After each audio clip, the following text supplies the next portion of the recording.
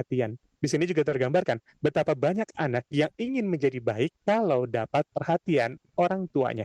Gitu kan? Itu kenapa penting sekali memberikan perhatian, atensi pada anak-anak kita, gitu kan? Dan salah satu akibat ketika anak itu kurang perhatian adalah anak itu akan merasa kesepian. Karena kita sudah bahas itu minggu lalu juga, gitu ya. Anak-anak yang kurang perhatian itu menjadi kesepian. Dan kemarin kita sudah bahas, kesepian itu beda dengan kesendirian. Ini kita sudah bahas kemarin juga ya, saya singkat aja. Kalau pengen jelasnya, kita lihat lagi rekaman yang pekan lalu atau 2 pekan lalu, kita sudah bahas tentang ini ya. Lalu kita bedakan kemarin, ada kata lonely dan solitude. Ada kesepian dan ada kesendirian. Ini dua hal yang berbeda. Ya, ada yang sepi, ada yang sendiri. Nah, efek dari kurang perhatian pada anak-anak kita, itu mereka merasakan kesepian. Tapi nggak semua yang sendiri itu kesepian. Suara kecil, saya tes lagi, suara kecil. Di saya jelas ya? Boleh? Kalau di saya jelas. Coba cek dulu semua sebelum saya lanjutkan lagi. Komentarnya jelas, jelas banget tuh, jelas banget ya. Berarti yang kecil volume yang dibesarkan ya. Seperti itu ya. Jadi tadi ada yang bilang kecil, jadi saya terganggu.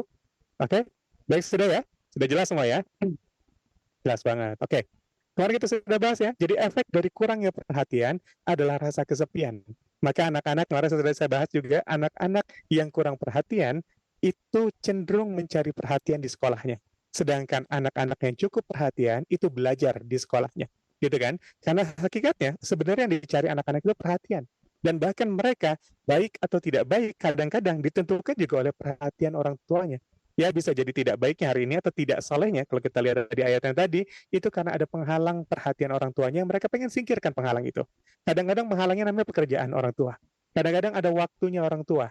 Kadang-kadang juga bentuknya kesibukan orang tua. Ataupun yang lain-lain ya. Yang ini yang mereka pengen singkirkan untuk mendapatkan kembali perhatian dari orang tuanya. Dan ketika anak kurang perhatian, yang dirasakan oleh mereka adalah kesepian. Dan kesepian ini sumber dari penyakit-penyakit mental anak kita. Ya sedih, cemas, takut itu dibawa dari kesepian. Sebaliknya, kalau kita lagi cemas, sedih, atau takut, kita juga akan merasa kesepian. Ya, ini saling terhubung antara keduanya. Hanya bedakan antara kesepian dan kesendirian. Lonely dan solitude. Ya, itu beda. Solitude itu apa? Sendiri. Tapi orang yang sendiri belum tentu itu merasa sepi. Gitu ya. Ada orang yang dalam keramaian merasa sepi. Tapi ada orang yang sendirian tidak merasa sepi. Karena kesepian atau lonely itu terkait dengan relasi atau hubungan. Ya, jadi ada orang yang bersama orang tuanya, tapi berasa kesepian dari orang tuanya. Tiap hari pulang pada rumah yang sama, tinggal di rumah yang sama, gitu ya. Setiap hari ketemu, pagi, siang, sore, malam ketemu, tapi kesepian. Tapi ada orang yang sendiri, dia jarak jauh. Dia berjuang, misalkan dia kuliah di mana, atau dia belajar di beda kota dengan orang tuanya. Tapi kemudian tidak merasakan kesepian, walaupun dia kesendirian. Ya, jadi kesendirian itu kondisi sendiri. Kesepian adalah merasa sendiri. Gitu ya, itu yang beda. Jadi, kalau kita bahas tentang kesepian, itu bicara tentang relasi. Dan kemarin kita sudah bahas juga, pada Februari 2021, pemerintah Jepang mengangkat seorang Tatsushi Sakamoto sebagai Menteri Urusan Kesepian. Ya, karena masalah ini disebut-sebut berhubung dengan peningkatan kasus bunuh diri di Jepang. Banyak orang dibunuh diri di Jepang karena ngerasa kesepian, sampai ada menteri khusus untuk ngurusin kesepian. Dan ini bukan langkah pertama, ya. Ternyata pada tahun 2018 Inggris juga sudah mengangkat seorang menteri urusan kesepian pertama di dunia. Gitu ya. Kita nggak tahu nih, jangan-jangan kabinet yang ke depan ada juga nih menteri urusan kesepian di Indonesia gitu ya. Tapi ini gambaran apa? Gambaran kalau kesepian itu memang masalah yang cukup fatal. Ya, maka kemarin kita sudah bahas, lalu obat dari kesepian apa? Karena ini secara relasi atau hubungan, maka yang diperbaiki adalah hubungan. Karena jangan-jangan anak kita sekarang bersama kita tapi kesepian. Ya, tapi bisa jadi ada anak kita yang jauh dari kita itu tapi nggak merasa sepi walaupun sendiri. Ya, maka kita perlu cek. Ini sudah saya bahas kemarin ya, lalu tentang kesepian ini kita sudah bahas. Ya, lalu apa kemudian relasi yang kemarin kita perbaiki relasi. Kalau kita bicara tentang relasi, yang diperbaiki adalah kedekatan dan kebersamaan. Ya, kemarin kita sudah bahas tentang perbaiki relasi bersama Allah. Ya, karena Allah bicara tentang dia dekat dan dia bersama. Kita sudah bahas itu minggu lalu, gitu ya. Bagaimana kita membuat sebuah kedekatan dengan Allah dan kebersamaan dengan Allah. Ketika relasi ini ada, maka orang nggak pernah kesepian, gitu ya. Jadi kemarin kita sudah bahas tentang relasi atau kesepian kalau kita kuatkan dengan hubungannya dengan Allah. Ya, lalu bagaimana dengan manusia? Ya, salah satu yang bisa kita gunakan kalau kita bicara tentang relasi antara kita dengan anak kita, yang kita bangun adalah kedekatan dan kebersamaan. Salah satu bentuk kedekatan dan kebersamaannya adalah lewat bicara. Ya, nanti kita bahas ini. Saya pernah bahas ini juga. Saya akan tekankan nanti pada persoalan-persoalannya agar anak-anak kita gak merasa kesepian. Karena ketika mereka gak merasa kesepian, mereka berarti cukup perhatian dari orang tuanya. Ya, sampai sini mudah-mudahan bisa dimengerti. Ya, kemudian bicara. Begitu kita bicara, nanti kita urgensi pada Quran surat Ar-Rahman ayat 4 ya. Sering saya sampaikan ini. Ya, di Quran surat Ar-Rahman itu di atas-atasnya disebutkan salah satu nikmatnya. Ar-Rahman itu kumpulan banyak nikmat yang Allah sebutkan dalam surat itu. Ya, Maha Pengasihnya Allah itu memberikan nikmat pada semua manusia banyak banget. Sampai-sampai diulang-ulang dalam Quran surat Ar-Rahman, "Fabi ayyi ala'i rabbikuma tukadziban." Maka nikmat Tuhan kamu mana lagi yang kamu dustakan? Gitu kan? Jadi nikmat Tuhan mana yang lagi didustakan? Saking banyak yang disebutkan nikmat itu dalam Quran surat Ar-Rahman. Dan dalam ayat-ayat awal disebutkan beberapa nikmatnya gitu ya. Yang Ar-Rahman allamal Quran ya, khalaqal insan allamahul bayan. Ya, disebutkan mengajarkan manusia pandai berbicara. Setelah Allah menyebutkan nikmat Al-Quran, nikmat kedua yang Allah sebutkan ya untuk manusia dikasih itu adalah nikmat berbicara. Al-Bayan, Allamahul Bayan. Saya sering bahas ini. Al-Bayan, kalau kata tafsir Hamka, ya, Al-Azharnya Hamka, itu mengatakan kemampuan Al-Bayan itu apa? Kemampuan manusia mengekspresikan pikiran dan perasaan lewat kata-kata, lewat bicara, lewat bahasa. Itu yang disebut dengan Al-Bayan. Ya, maka urgensi kenapa jadi penting? Karena ini adalah nikmat yang Allah berikan pada kita. Perasaan ini dimiliki bahkan bisa jadi bukan hanya oleh manusia. Ada hewan yang juga punya insting seperti ini. Ada rasa sayang hewan pada anaknya. Tapi hewan nggak bisa mengucapkan dengan bahasa. Apakah hewan bisa jadi dengan cara menggigit, memukul, dan lain-lain untuk menggambarkan ekspresinya. Lalu kalau kita manusia, yang Allah kasih kesempatan, kenikmatan, yang disebut kedua setelah Al-Quran dalam Quran Surah Ar-Rahman, adalah nikmatnya Al-Bayan, kemampuan mengekspresikan rasa dan pikirannya lewat kata. Kenapa? Ungkapan cinta kita pada anak kadang-kadang nggak berbentuk kata. Malah seringkali kita mengatakan pukulan sebagai bentuk sayang kita. Jeweran sebagai bentuk sayang kita. Mama tuh mukul, bukan nggak sayang sama kamu. Mama tuh sayang sama kamu. Kalau sayang nggak usah pakai pukulan. Kita bukan hewan yang mengekspresikan selalu dengan tindakan. Kadang-kadang tindakan itu dituntut untuk menggunakan kata karena ini adalah nikmat yang Allah titipkan pada kita. Gitu kan? Maka bicara pada anak kita, bicara pada anak remaja. Kenapa? Karena ini adalah untuk mensyukuri nikmat yang Allah berikan pada kita. Ya, Allah mengajarkan kita pandai berbicara. Allah mengajarkan manusia pandai berbicara. Apa itu berbicara? Kemampuan mengekspresikan kata, ya, mengekspresikan perasaan, rasa, atau pikirannya lewat kata-kata, itulah bicara. Itulah bahasa. Ya, maka di sini diajarkan oleh Allah. Maka syukuri nikmat ini ketika kita ketemu dengan keluarga kita, pasangan kita, atau anak-anak kita, gunakan kata lebih dahulu untuk menyelesaikan semuanya. Gunakan kata dulu. Ya, kenapa? Karena kita mau mensyukuri nikmat yang Allah berikan pada kita. Gitu ya, seperti itu. Nanti kita coba belajar dari, karena tadi kita bicara, membangun relasi itu bicara tentang kedekatan dan juga bicara tentang kebersamaan. Ya, lalu nanti kita turunkan lagi pada bicara, kita belajar dulu pada kisah dari dua orang nabi, ya. Tapi kita posisikan dalam posisi ayah dan anak, yaitu Ibrahim dan anaknya Ismail. Ya, Nabi Ibrahim dan Ismail itu kan tidak selalu bersama-sama. Ya, tidak selalu bersama-sama dalam usia pengasuhannya. Bukan anak yang ketika lahir ditemani oleh bapaknya terus-terusan sampai besarnya. Gitu ya. Tapi enggak, kan ada peristiwa nanti dia ditaruh. Ya, ditaruh dan lain-lain. Paling tidak ada 4 peristiwa yang disebutkan dalam Al-Quran yang menggambarkan nanti peristiwa kebersamaan dan kedekatan Nabi Ibrahim yang ini menggambarkan tidak selalu bersama tapi bisa menjalin sebuah relasi. Maka Ismail itu tidak bersama bapaknya lama secara fisik gitu ya, tapi tidak kehilangan hubungan dengan bapaknya atau tidak kesepian terjadi di sini. Ya, ini jadi sebuah pembelaan juga.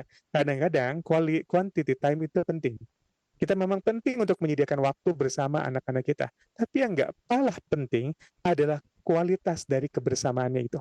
Gitu kan? Karena banyak yang menghabiskan waktu. Setiap hari masih bertemu dengan bapak, dengan anaknya, tapi ternyata nggak punya kualitas dalam pengasuhannya. Ya, maka yang paling penting juga adalah meningkatkan kualitas. Kalau kuantitasnya cukup dan kualitasnya cukup, itu baik.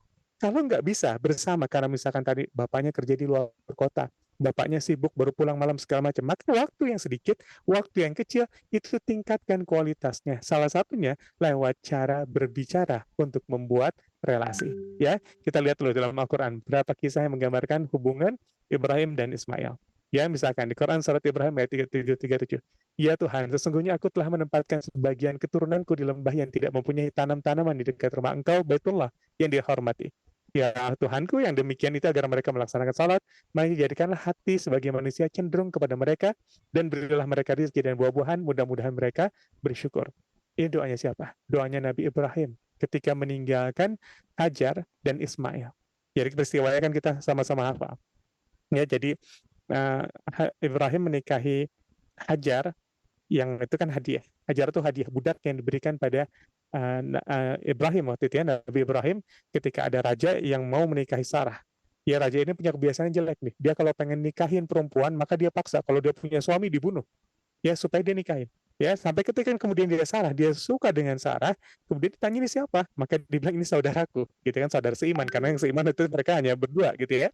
Dan kemudian mencoba mendekati raja itu Sarah. Kemudian tapi ketika kamu didekati nggak bisa, tuh seperti orang kejang-kejang gitu, nggak bisa didekatin. Dan kemudian Firaun itu merasa wah ini bukan bukan perempuan biasa nih, maka disuruh pergi, malah dikasih hadiah seorang budak, gitu ya, karena belum punya anak, gitu ya. Kemudian Sarah meminta dinikahilah Hajar itu, budaknya dinikahi, gitu ya. Tapi kemudian qadarullah yang melahirkan pertama atau hamil pertama dan melahirkan anak justru adalah Hajar. Ya, ada kisah kecemburuannya Sarah di sana. Ini kan kisah-kisah manusiawi yang kita belajar banget di sana banyak. Ya, dan kemudian dibawalah pergi atas perintah Allah Hajar dan Ismail bayi oleh Nabi Ibrahim, jalan sampai ke satu tempat yang disebut dengan Bakkah, dan disebut juga atau dengan Makkah. Gitu ya, kadang disebut pakai Bakkah, kemudian atau kadang disebut juga dengan Makkah, pakai mim, gitu ya. Dan ketika di sana diminta ditinggalkan. Dan di situ banyak peristiwa terjadi keajaiban di sana. Bingung kan? Ini Hajar kenapa harus ditinggalkan? Ya, dia bertanya 3 kali pada Nabi Ibrahim, kenapa kau tinggalkan kami di sini? Ya, Nabi Ibrahim nggak bisa jawab. Kenapa? Laki-laki kalau punya masalah itu cenderung diam, nggak bisa ngomong apa-apa. Gitu kan? Kan cara menyelesaikan masalah laki-laki itu beda dengan perempuan. Kalau laki-laki menyelesaikan masalah dengan cara mengerucut. Kalau perempuan melebar, keluar, ya, kerucutnya kebalik. Ya, jadi kalau perempuan menyelesaikan masalah dengan cara sharing, ada apa sih masalahnya, cerita dong, cerita dong, cerita dong, itu kan gaya perempuan selesaikan masalah. Tapi kalau laki-laki dia berpikir, gitu ya. Maka ketika ada perintah seperti itu, naluri kemanusiaannya sebagai seorang ayah, sebagai seorang suami, ini bayi baru lahir, ditinggal sama ibunya yang baru melahirkan juga, ya. Tapi ini perintah Allah, dia bingung menjelaskannya gimana. Maka sampai 3 kali pertanyaan Hajar, ini kenapa kau tinggalkan kami di sini? Nabi Ibrahim nggak bisa jawab apa-apa. Nabi Ibrahim nggak bisa jawab apa-apa. Sampai kemudian dikatakan seperti itu lagi, nggak bisa jawab lagi. Dan ketiga kalinya akhirnya Hajar memahami dan mengganti tanyanya. Dia ganti tanyanya, apa ini perintah Allah? Kalau perintah Allah, silahkan pergi. Allah tidak mungkin menyanyiakan amal kita. Allah nggak mungkin membiarkan kita begitu saja, nggak mungkin, gitu ya. Maka pergilah Nabi Ibrahim dalam diam yang tidak tahu harus berkata apa, gitu ya, tidak tahu harus menjelaskan apa. Hanya kemudian doa yang keluar dari sini, Nabi Ibrahim, ya, doanya seperti ini, ya, doanya supaya apa? Ya Tuhan kami, jadikan mereka ya orang yang melaksanakan sholat, maka jadikan hati sebagian manusia cenderung kepada mereka, dan mereka memberi rezeki dari buah-buahan, mudah-mudahan mereka bersyukur. Ya, di sini salah satu doanya adalah jadikan hati sebagian manusia cenderung kepada mereka. Maka ahli tafsir mengatakan, disinilah kemudian jadi orang berbunuh-bunuh. Kenapa sih orang itu terikat banget hatinya dengan Mekah, terikat banget hatinya dengan Ka'bah. Kalau sekalinya kita ke sana, umrah atau haji, bawaannya pengen lagi ke sana, kan pengen tinggal di sana, gitu ya. Sekarang lama saya mengatakan, salah satunya, kenapa manusia tuh hatinya terikat banget dengan tempat itu, karena ada doa dari seorang ayah ketika menitipkan apa, menitipkan anaknya, menitipkan istrinya untuk itu. Makin tuntunan juga buat kita, ya.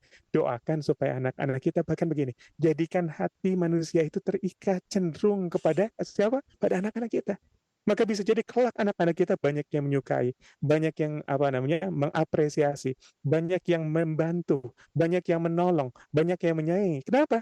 Karena bisa jadi ada doa dari orang tuanya. Ini kan seperti itu, ya. Ini yang didoakan oleh Nabi Ibrahim. Ya, jadi sesungguhnya aku telah menempatkan sebagian keturunanku di lembah yang tidak punya tanam-tanaman di dekat rumah engkau. Karena waktu itu Ka'bah bukan seperti sekarang, Mekah bukan seperti sekarang. Waktu itu gersang, nggak ada apa-apa, hanya bukit kering, nggak ada apa-apa sama sekali, gitu ya. Tapi perintah, gimana lagi? Maka dia masih berdoa, ya Allah, gitu ya, yang demikian agar mereka melaksanakan sholat, maka jadikan hati manusia sebagian cenderung pada mereka. Sebagian manusia cenderung pada mereka dan berikan mereka rizki dan buah-buahan, mudah-mudahan mereka bersyukur.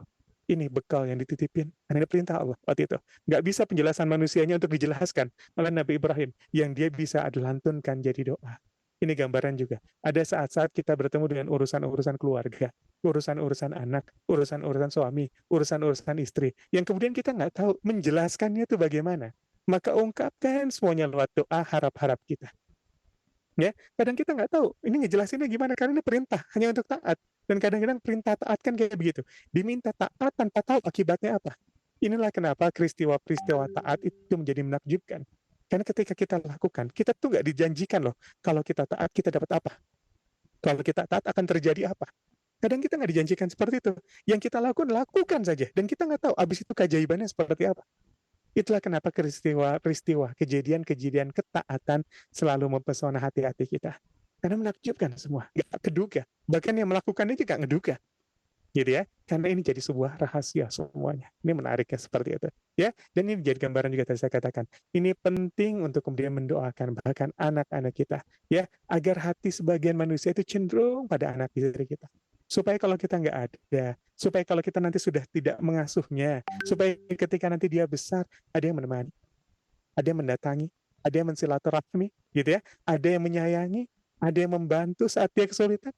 Karena mungkin kita sangat terbatas jaraknya, jangkauannya, dayanya, tapi ada nanti hati-hati manusia yang Allah kirimkan untuk menemani kesepian-kesepiannya anak atau pasangan kita atau keluarga kita. Ya, nanti peristiwanya kan lanjut. Ketika mulai kekeringan, mulai asinya tuh habis. Ya asinya mulai habis dan kemudian perbekalan sudah habis. Di situ mulai bingung tuh Hajar. Ini gimana nih? Ya anaknya Ismail bayi sudah nangis, nangis nggak karuan. Ya sudah kehausan. Dan kemudian dia lihat di ujung sofa sana, di ujung marwah sana, sepertinya ada air. Padahal Fata Morgana, dia bolak-balik 7 kali di sana. Ya, dia bolak-balik di sana sepertinya ada balik lagi, sepertinya ada, padahal nggak ada sama sekali, gitu ya. Tapi ternyata air itu hanya muncul tanpa diduga dari apa? Dari gesekan-gesekan kaki kecil Ismail yang menangis, meronta, dan dari gesekan itu muncul air mata, ya, yang sampai sekarang itu nggak pernah kering, yang kita kenal dengan nama Zam-Zam. Ini kan peristiwa keajaiban-keajaiban luar biasa. Ya, dari Hajar kita juga belajar. Ikhtiar itu sekedar kadang-kadang menuntaskan kewajiban. Kewajiban kita ikhtiar. Hasilnya terserah Allah. Ya, Hajar 7 kali bolak-balik untuk kemudian bisa bertemu air yang dicarinya. Gitu ya. Kita mungkin butuh 7 hari. Kita mungkin butuh 7 bulan. Kita mungkin butuh 7 tahun. Kita mungkin butuh 17 tahun. Kita mungkin butuh 27 tahun atau 70 tahun untuk kemudian kita mendapatkan apa yang kita harapkan, apa yang kita inginkan. Ya, kalau yang kita tahu itu yang harus kita lakukan, itu saja. Kalau yang kita tahu untuk mendapatkan cita-cita kita apa? Misalkan umrah, misalkan haji, misalkan beli rumah, misalkan apapun itu, gitu ya. Yang kita tahu hanya bolak-balik antara kantor dan rumah. Maka bolak-balik aja itu. Walaupun sudah 7 tahun kita lakuin, walaupun sudah 17 tahun kita lakuin, walaupun sudah berpuluh-puluh tahun kita lakuin, ya. Kalau yang kita tahu itu aja. Kalau yang kita tahu bolak-balik antara pasar dan rumah kita, bolak-balik pasar dan rumah. Itu aja kalau yang kita tahu itu. Karena apa? Karena sekali lagi diajarkan, ikhtiar itu menuntaskan kewajiban. Hasilnya itu gimana? Allah mau ngasihnya gimana? Ya, kadang tiba-tiba nggak pernah kita duga. Yang ngeberangkatin kita umrah, yang berangkatin kita haji, anak kita. Setelah kita 27 tahun bekerja, 37 tahun bekerja, bukan hasil kerja kita ternyata. Tapi anak kita seperti Ismail yang membantu mengeluarkan air zam-zam. Ya kan? Kita nggak pernah tahu. Maka di sini digambarkan tugas kita cuma ikhtiar, tuntaskan kewajiban, lalu biar Allah yang ngatur hasilnya. Berapapun sekali kita sudah pernah mengulangnya. Ya, kalau yang kita tahu antara Safa dan Marwah, ya, maka jajaki itu, telusuri itu, ya. Walaupun ternyata keluarnya bukan di Safa, bukan di Marwah, bukan di antara Safa dan Marwah, bukan di situ semua. Ya, kalau yang kita tahu di antara rumah dan kantor, maka kita puterin aja walaupun udah bertahun-tahun, berkali-kali, beratus kali, beribu kali kita lakuin. Ya, kalau kita tahu jarak itu, maka bisa jadi rezekinya bukan di kantor, bukan di rumah, bukan di antara kantor dan rumah. Tapi kita nggak tahu dari mana. Ya kan? Ini menggambarkan luar biasa. Ya, ajaran yang luar biasa. Ini kan kisahnya situ. Kisahnya dari anak yang nggak ketemu loh sebenarnya, nggak ketemu secara langsung banyak waktu kuantitasnya dengan bapaknya, tapi tetap punya relasi yang kuat dengan bapaknya. Ya, dari Hajar, dari Ismail, dari Ibrahim kita berkata, Allah nggak pernah menyia-nyiakan amal yang kita lakukan. Allah nggak pernah menyia-nyiakan doa-doa yang pernah kita minta. Allah nggak pernah menyia-nyiakan tahajud-tahajud yang pernah kita minta, sujud-sujud yang pernah kita lakukan. Allah nggak pernah menyia-nyiakan puasa yang pernah kita habiskan, sedekah yang kita habiskan berkali-kali, beratus-ratus ribu, berjuta-juta. Allah nggak pernah menyia-nyiakan apa yang pernah kita lakukan. Selalu ada jawaban. Selalu ada jawaban dari sana. Karena Allah nggak pernah tidak membalas sebesar atau sekecil apapun amal yang kita lakukan. Gitu ya. Sini gambaran luar biasa. Quran Al-Baqarah 132 ya. Dan Ibrahim mewasiatkan ucapan itu pada anak-anaknya. Demikian pula Yakub. Wahai anak-anakku, sungguh Allah telah memilih agama ini untukmu, maka jangan kamu mati kecuali dalam keadaan muslim. Ya, ini gambaran juga ya. Jadi Ibrahim pernah berbicara dengan anak-anaknya. Penggunaannya kata ya baniyah, innallaha astafa lakumuddin. Ya, ya baniyah menggambarkan berarti satu orang ayah bicara dengan anak-anaknya. Ya, jadi bicara dengan banyak anaknya. Ya, di sini gambarkan ada dialog, ada pertemuan antara Nabi Ibrahim dan Nabi Ismail di sini. Ya, kemudian ayat yang ketiga yang membacakan dialog atau diskusi atau pertemuan ya antara Nabi Ibrahim dengan anaknya, Quran Al-Baqarah 127 129. Dan ingatlah ketika Ibrahim meninggikan pondasi Baitullah bersama Ismail. Dan nanti ada satu peristiwa lagi. Ketika Nabi Ibrahim diperintahkan Allah bersama Ismail membangun ulang Baitullah. Ya, lalu berdoa, ya Tuhan kami, terimalah amal kami. Sungguh Engkau Maha mendengar, Maha mengetahui. Ya, dan ini kemudian dibacakan di Allah, ya, Tuhan kami, jadikan kami orang-orang berserah diri padamu, anak cucu kami juga umat yang berserah diri. Tunjukkan pada kami cara melakukan ibadah haji pada kami, dan terimalah taubat kami. Sesungguhnya Engkau yang Maha menerima taubat, Maha penyayang. Ya, ini gambaran kita pernah bahas ketika membahas taubat ya. Ya, di sini minta taubat dan terimalah taubat kami. Padahal yang dilakukan adalah lakukan kebanggaan, waktu alaina, ya. Tapi minta taubat, melakukan kebaikan. Tapi ini menggambarkan pada kita, dalam kebaikan yang kita lakukan sekalipun, sangat mungkin ada kurangnya. Sangat mungkin ada ketidaksempurnaan. Sangat mungkin ada kesalahan dalam kebaikan yang kita rencanakan atau kita niatkan. Maka di sini tuntunan pada kita juga, dalam apapun kebaikan yang kita lakukan, sertakan istighfar, sertakan minta ampun, sertakan taubat dalam diri kita. Ya, dan sungguh Allah, Engkau lah yang akan menerima taubat kami. Ya, kata saya pernah sampaikan, apa itu taubat? Ya, ada beberapa kata maaf dalam Al-Quran, salah satunya menggunakan kata taubat. Ada ghafaro, ada afun, ya pernah bahas itu ya. Ada safho, ada taubat. Taubat itu apa? Taubat itu minta maaf dengan bentuk tidak berpaling atau tidak menengok kembali. Ya, itu taubat, tidak kembali pada keburukannya. Jadi taubat itu kembali. Ya, kalau kita pernah sholat, kemudian kita lupa, maka taubat itu kembali sholat. Kita pernah selingkuh, kemudian kita taubat, maka kita kembali. Ya, bukan kembali selingkuh, tapi kembali pada kesetiaan. Kembali pada apa itu sebetulnya taubat. Maka taubat itu berpaling dari sesuatu yang menyesatkan kita, itu taubat. Ya, jadi kembali, itu kenapa saya sering sampaikan, kalau kita bicara taubat, penting untuk banyak menanamkan memori kebaikan di masa lalu pada anak-anak. Penting untuk kita punya anak kita penuhi dengan kenangan-kenangan kebaikan di masa lalu. Kenangan-kenangan ketaatan di masa lalu. Waktu sholat bareng, waktu ngaji bareng, waktu pakai kerudung diajarin. Penting, kenapa? Karena ketika kelak misalnya anak kita salah arah, dan mereka mau bertobat, mereka tahu bagaimana cara kembali, mereka tahu kemana harus kembali. Karena zaman sekarang apalagi, banyak anak-anak yang kalau kita suruh tobat, tobat kamu, dan dia nggak tahu cara tobat bagaimana. Kenapa? Karena nggak pernah punya memori kebaikan di masa lalu bersama orang tuanya. Orang tuanya nggak ngajarin bagaimana ini sholat, bagaimana ngaji. Karena penting untuk menyediakan memori kebaikan di masa kecil pada anak-anak kita. Supaya apa? Kelak ketika mereka keliru, ketika mereka salah, dan mereka mau bertobat, mereka tahu bagaimana cara kembali, kemana mereka harus kembali. Gitu kan? Karena tobat itu kembali. Jadi harus ada momennya harus kita ciptakan. Ini penting untuk selalu menyediakan, memenuhi hari-hari anak kita. Di waktu kecil dengan kebaikan-kebaikan, ketaatan-ketaatan. Gitu ya, jangan sampai anak kita salah. Kemudian dia nggak tahu bagaimana kemudian dia memperbaikinya, bagaimana kemudian dia bertaubat padanya. Gitu ya, maka ini yang kenapa penting. Ya, lalu utuslah di tempat mereka seorang rasul dari kalangan mereka sendiri yang akan membacakan pada mereka ayat-ayatmu dan mengajarkan kitab dan hikmah kepada mereka dan menyucikan mereka. Sungguh engkau yang maha perkasa, yang maha bijaksana. Ini yang jadi dalil ketika Nabi ditanya. Ada Nabi ditanya, Nabi Muhammad SAW ditanya, siapa engkau? Lalu apa kata Nabi?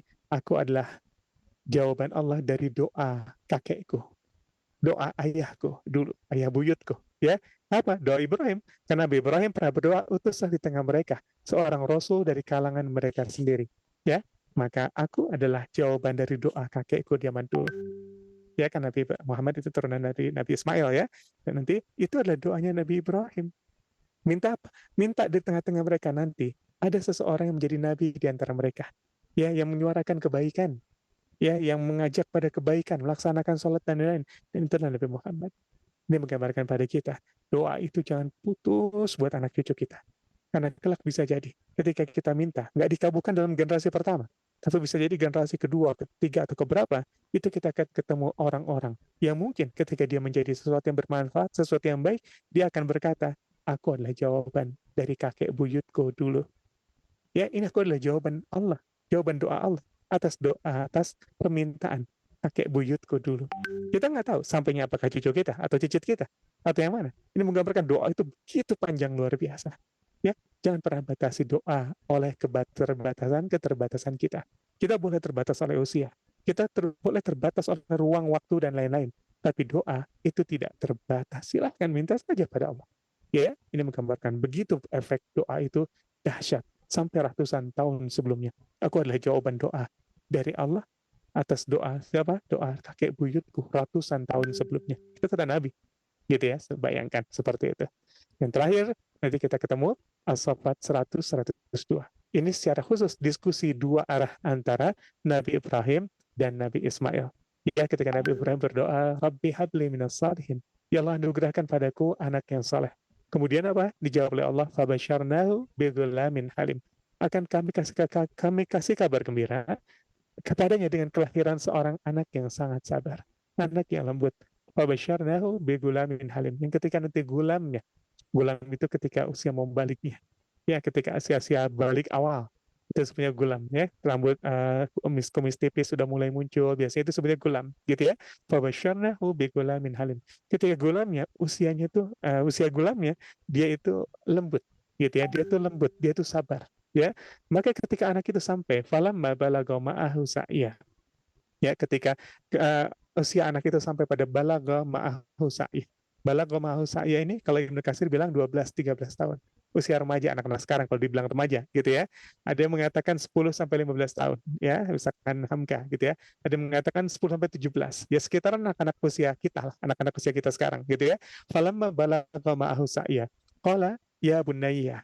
Ya, berkata, ya bunayya, anakku, ya, kalau tadi ya baniya, hai anak-anakku, jamak ya, jadi anaknya ada banyak. Kalau ya bunaya, itu ngobrolnya seorang ayah dengan seorang anak. Maka bicaranya berdua. Ya, ini bicaranya Nabi Ibrahim dengan Nabi Ismail, berdua. Ya, ya bunaya, ini ara fil manam. Ya, sungguh aku bermimpi uh, anni asbahuka, aku menyembelihmu, gitu ya. Fanzur madza tara. Lalu bagaimana pendapatmu tentang itu? Kasih pandangan tentang itu, gitu ya. Qala ya abati. Lalu Ibnu Ismail menjawab, ya abati. Ini juga menggambarkan apa? Hubungannya sangat dekat. Ya bunaya ya abati. Kalau abi, yang aku sayangi.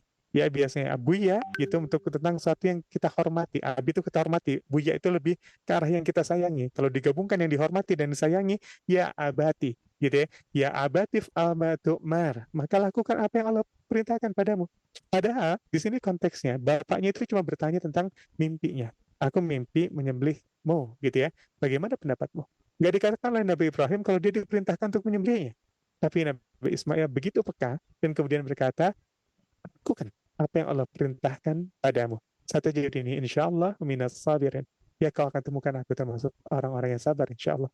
Gitu ya, ini tuntunan dari Nabi Ismail dan Ibrahim. Di sini ada sebuah komunikasi yang luar biasa antara keduanya. Bayangkan, bapaknya hanya bertanya, tapi anaknya mengerti kalau ini perintah.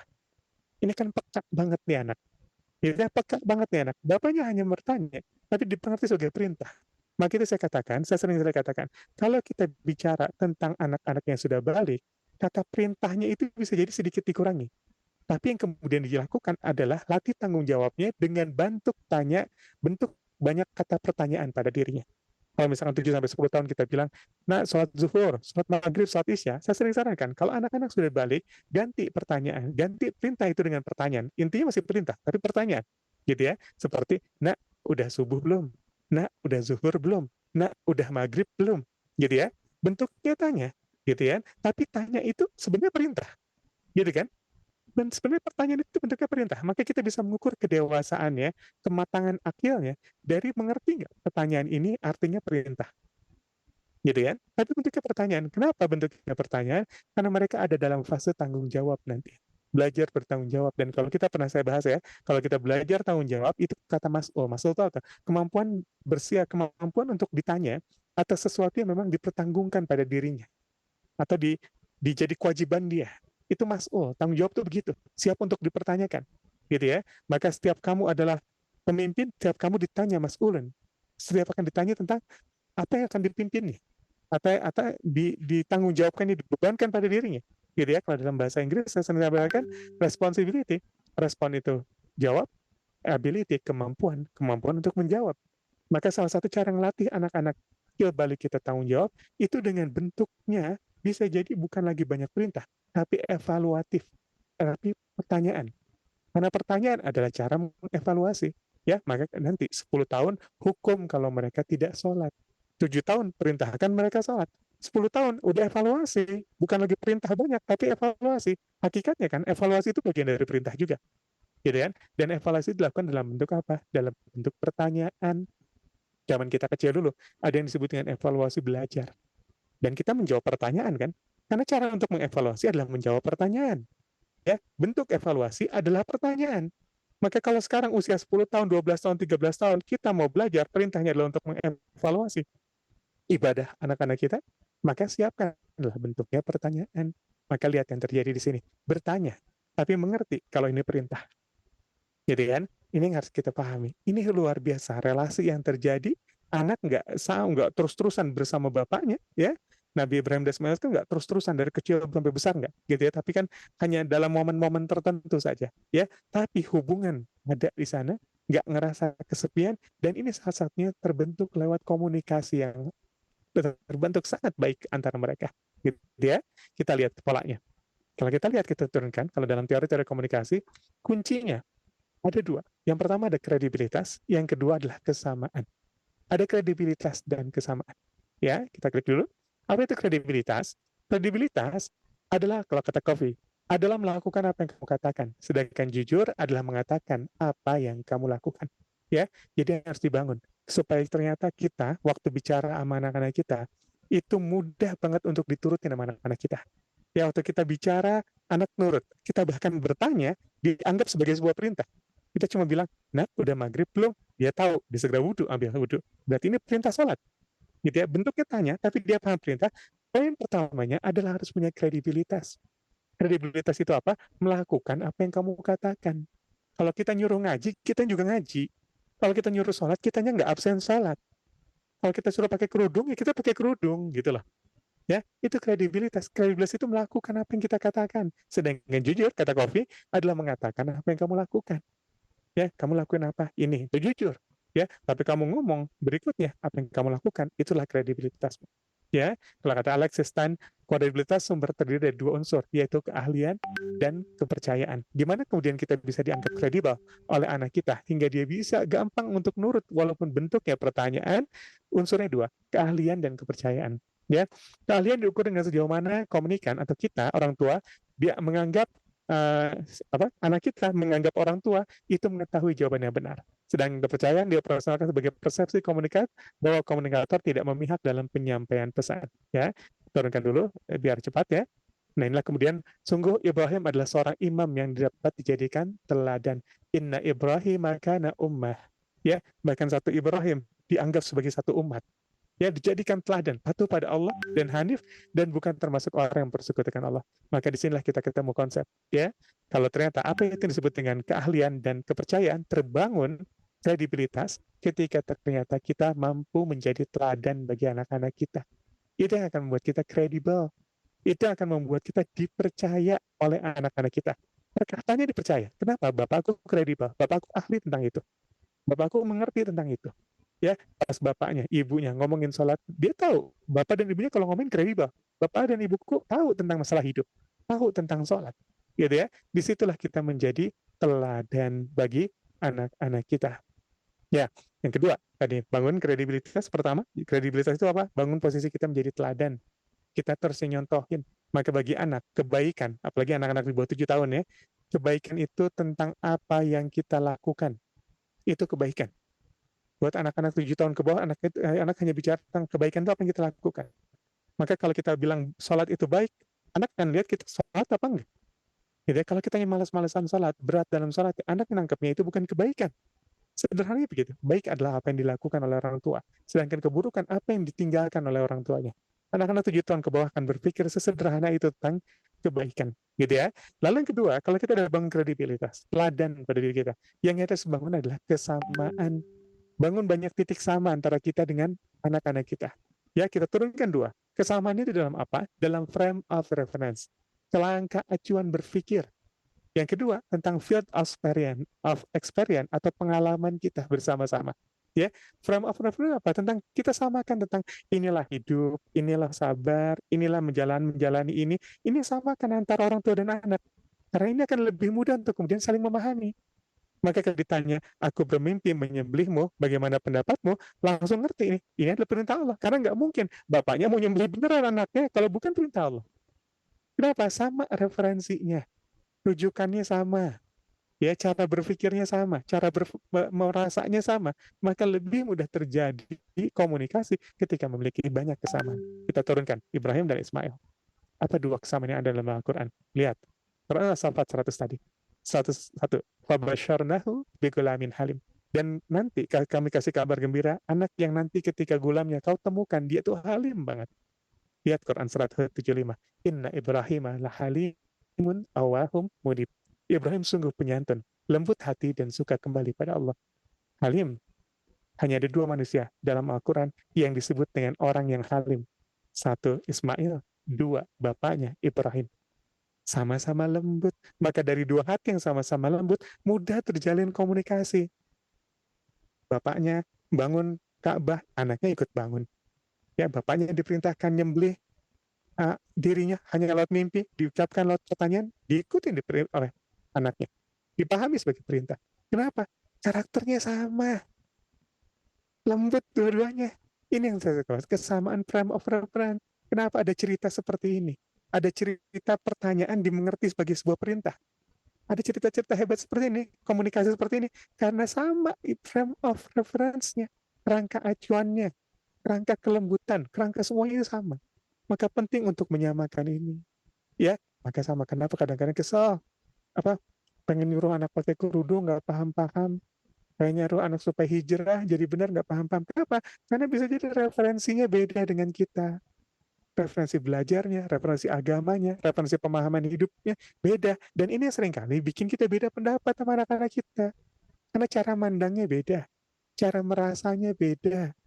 Maka samakan nih cara kita merasa, cara kita memandang. Samakan dengan anak-anak kita. Ya, yang harus kita lakukan sebenarnya adalah kita yang membimbingkan dalam mendidik anak. Maka ajak anak untuk kemudian memikirkan, merasa seperti yang seharusnya dipikirkan, dirasakan seorang muslim misalkan. Ya, atau orang yang sudah dewasa, seperti apa? Itu diajarkan biar anak nggak terlambat tumbuh dewasanya. Karena sekarang banyak anak-anak balik, tapi belum akil, umurnya udah 17, umurnya 20, tapi seperti belum matang dengan hidup. Ya, main mulu kerjaannya. Seperti nggak punya rencana tentang hidupnya. Seperti nggak punya beban dalam hidupnya. Ya, seperti nggak punya cita-cita dalam hidupnya. Jadi ya, kok bisa umur segini? Waktu kita dulu nggak begini. Nah ini sama-sama kita bikin frame of reference. Dalam Quran, 2 kali Allah yang menyebutkan kesamaannya. Ya, yang kedua, dikatakan Quran. Quran surat Maryam 54. Dan ceritakanlah Muhammad kisah Ibrahim dalam Al-Quran. Sungguh dia termasuk, dia seseorang yang sangat mencintai kebenaran dan seorang nabi. Innahu kana siddiqon nabiyya. Orang yang mencintai kebenaran. Dan lihat, dan ceritakanlah Muhammad kisah Ismail dalam kitab Al-Quran. Dia benar-benar seorang yang benar janjinya. Dan seorang Rasul dan Nabi. Ya, sadiqan. Sama-sama benar. sama-sama halim, sama-sama benar. Maka mudah untuk kemudian menjalin komunikasi pada sifat-sifat yang mirip, pada cara berpikir yang mirip, pada cara merasa yang sama, ya. Ini yang harus kita bikin sama anak-anak kita. Bisa dibentuk? Bisa. Referensi, sekali lagi. Cara kita berpikir, cara kita merasa, ini kan referensi. Maka ada akhlak. Akhlak itu referensinya apa? Quran. Saya sering sampaikan, ada yang disebut dengan etika, ada yang disebut dengan moral, ada yang disebut dengan akhlak. Kalau etika itu berdasarkan nilai baik buruk yang ada di akal kita, ya. Kemudian moral itu nilainya seringkali terbentuk oleh apa? Sosial. Maka kadang-kadang ada yang disebut degradasi moral. Ya, saya sering contohkan dulu pacaran, dua-duaan, terlarang banget. Sekarang sampai peluk-pelukan di mana-mana. Dianggap lumrah. Moral itu bisa turun karena nilainya bisa jadi nilai kesepakatan orang itu loh. Ketika orang makin membiarkan, makinlah nilai itu dianggap biasa, gitu kan? Etika kadang ada yang dianggap nggak dianggap, tergantung juga ini. Etika juga begitu ya, baik benar, etis nggak etis tuh karena di kepala. Tapi kalau akhlak nih patokannya satu, Quran. Ya, maka merasa akhlak itu kan membangun perasaan. Nah, referensi akhlak itu sama, referensi sabar itu sama, referensi untuk kemudian bersyukur itu sama. Ini perlu kita ajarkan pada anak-anak kita. Ya, referensi-referensi sama ini membuat bicara kita dengan anak kita, apalagi yang sudah remaja, ini akan lebih mudah nanti. Ya, ya, yang terakhir, field of experience, kesamaan dalam bidang pengalaman. Lihat, falamma balagha ma'ahu sa'ya. Ketika anak itu udah sampai pada usia ma'ahu sa'ya, sanggup berusaha bersamanya. Ya, ada yang menerjemahkan juga atau mengartikan ulama ma'ahu saya ini adalah ketika sanggup bersama dalam aktivitas perjalanan jauh atau bekerja bersama dengannya. Ketika anak udah sanggup untuk berbagi beban pekerjaan-pekerjaan atau perjalanan jauh bersama, ma'ahu saya. Ya, artinya apa? Menggambarkan ma'ahu saya ini kan bicara apa? Kebersamaan. Sama dengan kemarin kita waktu bahas, ya bagaimana cara untuk tidak merasa kesepian, adalah bikin kedekatan dan kebersamaan. Maka ma'ahu sa'iyah itu menggambarkan kedekatan dan kebersamaan, karena bersama-sama dekat, menjalani sesuatu yang proses panjang. Maka anak-anak kita ketika umurnya sudah 12-13 tahun laki-laki, 10 tahun ke atas, mulai diajak terlibat dalam peran-peran orang dewasa.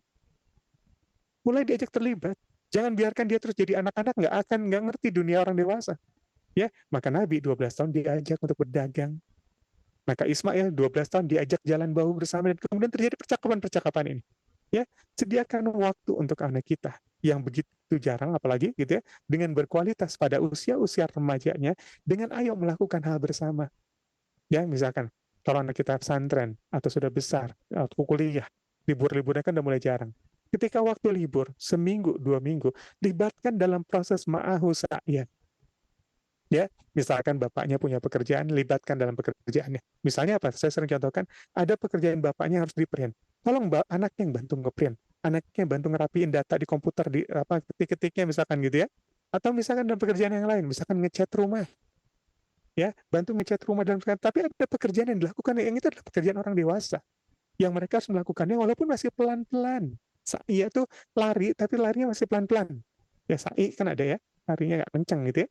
Seperti itu, belum utuh, belum jadi beban mereka. Tapi mereka harus dikenalkan. Maka kesamaan field of experience, pengalaman yang sama membuat kita komunikasinya lebih mudah. Karena seringkali anak-anak ngotot, marah, minta apa, minta motor. Bapaknya, ibunya habis-habisan cari uang susah. Tapi mereka nggak mengerti tentang cari uang itu susah karena nggak pernah diajarkan atau dilibatkan dalam proses pencarian nafkah atau mencari uang. Dia terima terus, dia nggak tahu susah mencari uang. Maka ketika dia minta sesuatu dia ngamuk-ngamuk, paling diminta harganya mahal. Kenapa? Karena field of experience, nggak punya pengalaman yang sama. Orang tuanya merasa susah, anaknya nggak peduli, gitu ya. Maka libatkan ketika anak udah mulai 10 tahun, 12 tahun, 13 tahun laki-laki, khusus kalau perempuan dari 11 10 tahun ke atas, mulai libatkan mereka dalam peran-peran yang mungkin mereka alami sebagai perempuan dewasa atau sebagai laki-laki dewasa. Kesamaan experience ini, kesamaan bidang pengalaman ini akan memudahkan apa? Kita menjalin komunikasi dengan anak. Referensinya sama, pengalamannya sama. Ya, pernah punya hal yang sama, itu mudah terbangun. Makanya saya sampaikan, kalau memang keluarga itu pernah mengalami ujian, ada saat-saat kita punya problem, ketika anak-anak kita udah remaja, dewasa, nggak masalah, beban itu diajarkan atau dibagi pelan-pelan pada anak kita. Kadang mereka harus tahu kok, kita memang lagi repot, kita lagi susah, kita harus menghemat, kita harus bersabar, kita harus berjuang kuat sama-sama, nggak ada masalah. Ketika anak sudah apa? Sudah sampai pada usia ma'ahu sa'ya ini. 12-13 tahun laki-laki, 10 tahun, 11 tahun ke atas. Di-sharing. Ya, bukan ingin membebani, tapi sharing seperlunya sesuai dengan kapasitas mereka, tapi membuat mereka berada dalam pengalaman yang sama. Ya, jangan selalu ditutup-tutupi. Udah biarin anak yang penting sekolah. Ya, udah kita aja yang tahu susahnya. Anak yang penting sekolah belajar yang benar. Iya, dia jadi pintar tapi nggak peka. Iya, dia cerdas ranking 1 tapi nggak peka di rumah. Ya, begitu sampai rumah dia nggak peka ibunya kerepotan, dia nggak peka bapaknya kerepotan. Bagi beban, walaupun itu hanya bab tentang urusan rumah tangga atau urusan pertukangan laki-laki, ya, tapi mulai dilibatkan anak-anak pada usia seperti itu. Ini bentuk apa? Field of experience, pengalaman yang sama, bidang pengalaman yang sama, lapangan pengalaman yang sama, yang membuat kita ketika bicara pada anak remaja lebih mudah untuk mendapatkan tujuan pembicaraan kita. Gitu ya. Maka kedua kuncinya, yang pertama, term of reference. Referensinya samain. Referensi merasa, berpikir, memandang hidup, memandang agama, memandang nabi, memandang apapun itu, akhlak, ibadah dan lain-lainnya, atau tentang kehidupan, gitu ya. Dan kemudian field of experience, lapangan pengalamannya, bidang pengalamannya harus kita samakan. Dua hal ini ketika kita libatkan anak-anak kita, ya, dalam kebersamaan dan kedekatan, ini relasinya kuat nih. Maka anak-anak kita nggak mudah kesepian, ya, bahkan dalam jauhnya jarak dari orang tuanya dia nggak kesepian, bisa dia sendiri, tapi dia nggak sepi, ya, dia nggak lonely, dia nggak kesepian, karena kesepian itu bicara tentang hubungan. Maka ketika nggak kesepian, dia nggak merasa nggak diperhatikan, ya, karena orang yang kurang perhatian, anak yang kurang perhatian, yang dirasakan paling kuat adalah kesepian. Maka ada anak bersama-sama, tapi kesepian dalam kebersamaannya, gitu ya. Mudah-mudahan bisa dipahami, mudah-mudahan. Ya, untuk menambahnya, sudah sampai sini. Ya, ini untuk menambah referensi, term of reference, cara berpikirnya, ini saya ada 2 buku yang saya siapkan, gitu ya. Mudah-mudahan kalau ingin pesan, silakan pesan. Yang terbaru Guidebook Remaja Muslimah. Ada 2 buku Guidebook Remaja, ya ini kan sudah dikeluarkan sekitar akhir tahun lalu ya. Dan yang terbaru Guidebook Remaja Muslimah. Buku ini sebenarnya tuntunan untuk apa? Menyamakan referensi. Referensi karena tadi kalau kita berkomunikasi lebih mudah ketika cara memandangnya sama, term of reference-nya sama. Ya, di Guidebook Remaja Muslim ini banyak bahas tentang agama Islam, bagaimana kita memandang Islam, memandang kehidupan, memandang pergaulan, memandang Nabi, memandang Al-Quran, dan menjalin kedekatan di antara itu semua, gitu ya. Dan dalam Guidebook Remaja Muslimah, itu spesifik memang tentang dunia perempuan. Bagaimana perempuan tumbuh, bagaimana perempuan itu cemerlang, bagaimana perempuan mengatur pergaulannya, secara khas tentang perempuan. Bahasa pengantar buku ini buku buat anak-anak remaja, ya, jadi bukan buat orang tuanya, tapi orang tuanya mau baca silakan. Jadi bahasanya dibikin dengan bahasa gaul, dan bahasa yang simpel, sederhana, bahasa anak-anak, supaya anak-anak kita mengerti, punya referensi. Karena sekali lagi saya katakan, komunikasi kita lebih mudah terbentuk ketika kita bersama anak-anak, ketika anak-anak punya referensi yang sama. Ya, tentang apa? Tentang hijab misalnya, tentang gaul, tentang kemudian agama, tentang sholat, tentang sabar, syukur, tentang perjuangan menjalani hidup. Kalau referensinya sama, cenderung komunikasi ini akan lebih mudah terbangun. Ya, tapi ketika referensinya berbeda, dia nggak mengerti hidup itu apa, dia nggak mengerti dunia atau agama itu seperti apa, dia nggak dekat dengan ibadah, maka sulit untuk dibentuk antara anak-anak kita. Dalam-dalamnya banyak bicara tentang akhlak, banyak dalam pergaulan sehari-hari, dibungkus dengan bahasa yang simpel, bahasa sehari-hari. Ya, kalau ingin pesan, ya ingin ikut pesan, silakan bisa hubungin adminnya saja. Guidebook Remaja Muslim atau Guidebook Remaja Muslimah, atau ini dibanding, ya, dibanding 2 buku ini. Kalau mau dibeli dua-duanya boleh, mau dibeli salah satu boleh, dan insya Allah mudah-mudahan bisa jadi referensi untuk untuk anak-anak kita tumbuh lebih matang lagi, ya, dalam usia akil baliknya. Ya, secara pakai bahasa remaja, walaupun mungkin saja di pembahasan remaja ini kan perdebatan ya, tapi kita anggaplah ada satu fase itu, karena sebenarnya fase remaja itu fase yang dipertentangkan banyak, bukan hanya dalam Islam. Ya, karena dulu orang-orang tuh cuma pindah dari anak ke dewasa. ada yang pakai lompat batu, kalau udah bisa lompatin batu dia berarti dianggap dewasa, ada yang kalau sudah bisa berburu dia dianggap dewasa gitu ya. Dulu seperti itu. Hanya berpindah dari anak-anak ke dewasa. Ini kan era-era abad 20 21 istilah teenager ini muncul ya dalam bahasa orang-orang Arab, psikolog Arab itu disebutnya murahaqah. Nah ya, fase-fase rohaqah ini. Ya walaupun ini adalah fase yang juga diperdebatkan. Karena istilah-istilah menggambarkan ada fase labil, ada fase abu-abu di tengah kematangan dewasa, ini juga seperti aneh gitu ya, sebagian memperdebatkan itu. Jadi saya menggunakan istilah yang remaja ini untuk menggambarkan sebenarnya anak-anak kecil balik lah ya, gitu ya. Hanya mungkin lebih mudah dipahami dalam usia remaja dengan problematikanya sekarang, gitu ya. Jadi saya bikin buku ini adalah buku yang dibikin dengan bahasa simpel, sederhana, jadi bahasa sehari-hari, tapi isinya insya Allah nggak sederhana. Ya, mudah-mudahan ini bisa kena pada anak-anak kita untuk menjadi referensi akal, referensi hatinya, dan kemudian berbicara dengan kata-kata akal dan hati itu, gitu ya. Mudah-mudahan gitu. Itu yang bisa saya sampaikan, gitu ya. Dan kemudian juga bentar ya, saya ucapkan terima kasih juga atas kontribusinya dalam pengembangan dakwah kajian keluarga Islam. Oh ya, tadi ada yang nanya juga ke DM saya nih. Kalau mau pesan gimana, hubungin adminnya saja ya, Guidebook Remaja Muslim atau Guidebook Remaja Muslimah. Ini tontonan buat anak remaja. Guidebook Remaja Muslim, ada yang nanya di DM ke saya. Kalau Guidebook Remaja Muslim itu buat laki-laki perempuan. Ya, laki-laki perempuan bisa dibaca. Kalau Remaja Muslimah memang isinya memang banyak tentang perempuan khusus gitu ya, khusus tentang dunia perempuan, remaja perempuan. Ya, bagaimana kemudian mereka menumbuhkan hati, akal, perasaannya, pergaulannya, ya dalam ajaran-ajaran Islam dengan bahasa yang sederhana, santai ya. Jadi bahasanya bahasa bukan formal gitu ya. Dan terakhir lagi ucapkan terima kasih atas kontribusinya dalam pengembangan dakwah kajian keluarga Islam. Alhamdulillah kita sudah berjalan 246 kali kajian keluarga Islam mengudara, 3 tahun nggak kerasa. Saya ucapkan terima kasih atas kontribusinya. Dulu ini kita bikin hanya mengisi waktu ruang di masa pandemi dulu ya, 2021 Februari kita mulai. Waktu itu karena ada acara di radio saya off waktu itu karena pandemi ya. Jadi waktu itu kita bikin sarana untuk kemudian kita belajar bersama lagi tentang keluarga, pernikahan, dan juga parenting, dan kemudian kita bikin waktu itu program kajian keluarga Islam. Nggak kesangka yang tadinya hanya insidental, sudah sekarang 246 kali kajian keluarga Islam itu mengudara. Saya ucapkan terima kasih atas kontribusinya dalam pengembangan dakwah kajian keluarga Islam, apapun bentuknya, ada yang infak, ada yang mewakafkan harta bendanya, ada juga yang membeli produk-produk kami karena keuntungannya akan kami gunakan untuk operasional kajian keluarga Islam, ataupun juga membagi atau men-share poster-poster kajian kami ya. Maka saya ucapkan terima kasih banyak dan mudah-mudahan Allah membalas dengan yang lebih baik dan lebih banyak. Jazakumullah khairan katsira ya. Mudah-mudahan Allah membalas dengan yang lebih banyak, lebih baik, lebih banyak dari apa yang pernah diberikan ya. Dalam bulan ini kami juga membuat sebuah program karena kami punya cita-cita meluaskan manfaatnya lebih baik lagi.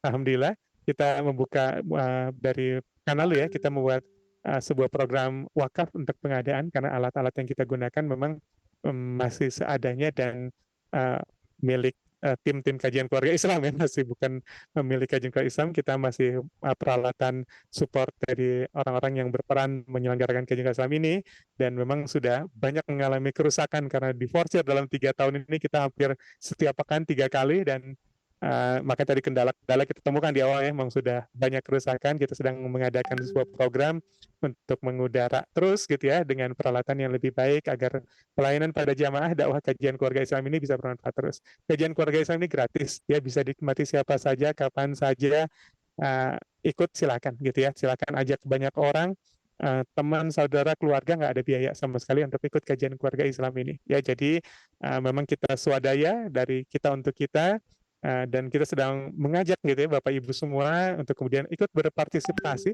dalam program pengadaan peralatan-peralatan kajian keluarga Islam, peralatan broadcasting ya, peralatan penyiaran kajian Islam, agar kajian kami bisa lebih baik lagi, kualitasnya tidak banyak kendala lagi ya, mudah-mudahan. Dan alhamdulillah 246 kali kajian keluarga Islam mengudara, support terus yuk untuk puluhan hingga ratusan episode lainnya insya Allah. Mudah-mudahan kita akan lanjut terus untuk puluhan, ratusan episode, atau bahkan ribuan mungkin, kita nggak tahu ya sampai kapan. Insya Allah kalau Allah mengizinkan untuk kemudian menyiarkan nilai-nilai Islam di keluarga Islam di Indonesia ini, maka kita akan ikhtiarkan untuk supaya itu bisa terlaksana terus gitu ya. Dan juga dari ini kemarin kita sudah gambarkan juga ya. Oh, stay tune aja di grupnya terus ya. Alhamdulillah 246 kali kajian keluarga Islam mengudara, support terus ya hingga ratusan episode mudah-mudahan ke depannya melalui doa teman rekan ini, tambahkan nol di belakangnya. Kebutuhan kita 123.440.000 gitu ya. Dan baru terkumpul 1.105, baru 1% yang kita dapatkan. Insya Allah menjadi bagian dari pahala jariah yang tak terputus selama kebermanfaatannya ya. Selama bermanfaat mudah-mudahan jadi jariah untuk puluhan ratusan episode ke depannya. Mudah-mudahan bisa dijadikan ladang pahala untuk kita semua, jadi jariah untuk kita semua. Ya mudah-mudahan manfaat-manfaat di depannya ya. Jadi kalau ada yang ingin ikut menyumbang atau berwakaf untuk peralatan-peralatan ini, kami mudah-mudahan sangat menerima, berlapang tangan gitu untuk menerimanya dan mudah-mudahan jadi manfaat untuk kita semua dalam menyelenggarakan kajian keluarga Islam. Dan kalau ada hati-hati yang tergerak ratusan episode ke depan, mudah-mudahan ya setiap episodenya mudah-mudahan bisa jadi jariah untuk kita, jalan kemudahan dalam setiap urusan-urusan kita semua gitu ya. Nanti kita akan sambung lagi mudah-mudahan, dan kita akan ke Q&A. Silakan pertanyaan-pertanyaan yang ada bisa dimasukkan ke Q&A. Saya mohon izin dulu untuk sebentar beristirahat dulu karena kondisi saya masih kurang fit nih dari seminggu terakhir kemarin ya. Jadi saya minta istirahat dulu, nanti kita akan sambung dalam Q&A dan silakan dulu disimak informasi-informasi berikut ini. Oke, sebentar ya.